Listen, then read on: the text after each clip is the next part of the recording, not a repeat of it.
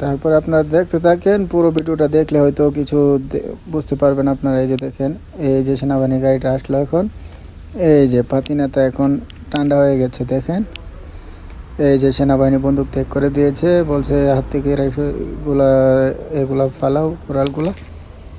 এখন দেখেন পাতি নেতাগুলা, এই যে দেখেন মুরগি হয়ে গেছে। আমাদের দেশে এগুলো হলো পাতি নেতা। এতদিন পাতি নেতার অনেক উৎপাত ছিল, আশা করি এখন দেশটা সুন্দরভাবে চলবে। দেখেন তারা মুরগি হয়ে গেছে। এখন নেতাগিরি কোথায় গেল? নেতারা এখন ঠান্ডা হয়ে গেছে।